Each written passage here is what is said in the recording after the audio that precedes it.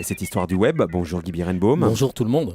Et sur Internet, les politiques français sont atteints, par ricochet par les secousses de la révolution tunisienne. Oui, dans les jours précédant la révolution, plusieurs ministres ont tenu des propos très maladroits. La ministre des Affaires étrangères, MAM, proposant le savoir-faire français pour assister la police tunisienne. Le ministre de la Culture, Frédéric Mitterrand, refusant de qualifier la Tunisie de dictature. Ou encore le ministre de l'Agriculture, Bruno Le Maire, déclarant que le président Ben Ali, souvent mal jugé, avait fait beaucoup de choses. Ces propos ont donné une idée à des hacktivistes avec un H. C'est la contraction de hacker, pirate et d'activiste.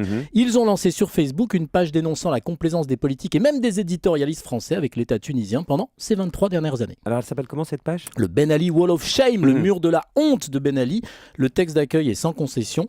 Durant 23 ans, hommes et femmes politiques français ont soutenu sans sourciller la dictature de Zine El Abidine Ben Ali. Voici leurs meilleures déclarations accessibles sur le web. C'est donc une sorte de best-of, de florilège des déclarations favorables à l'ancien président Ben Ali. Oui, on y trouve des photos, des vidéos, un best-of, plutôt un pot pourri des déclarations les plus indulgentes avec le régime de Ben Ali. Dès qu'un internaute trouve un document digne du Wall of Shame, il le publie et le mur commence à se remplir de manière inquiétante pour nos politiques. Alors quels politiques français sont épinglés ? Très nombreux, l'équilibre politique est cependant respecté, la droite et la gauche en prennent pour leur grade. Il y a des photos de l'accolade entre Nicolas Sarkozy et le président Ben Ali en 2008. Il y a aussi des archives rappelant les liens entre nos deux anciens présidents François Mitterrand et Jacques Chirac et le régime tunisien. Et plus près de nous, Dominique Strauss-Kahn a aussi les honneurs de la page. Une déclaration filmée en Tunisie en novembre 2008 du patron du FMI est en bonne place. DSK s'y montrait élogieux à propos de la politique économique tunisienne. Alors Guy, est-ce que ce genre d'initiative préfigure le climat de l'élection présidentielle française sur le web ? Eh bah oui, il va falloir que nos politiques s'habituent. Le web ne pardonne pas, n'oublie rien ni personne. Après Wikileaks qui dévoile ce que les politiques veulent cacher, voilà les hacktivistes qui retrouvent et mettent en ligne tout ce qu'ils voudraient oublier.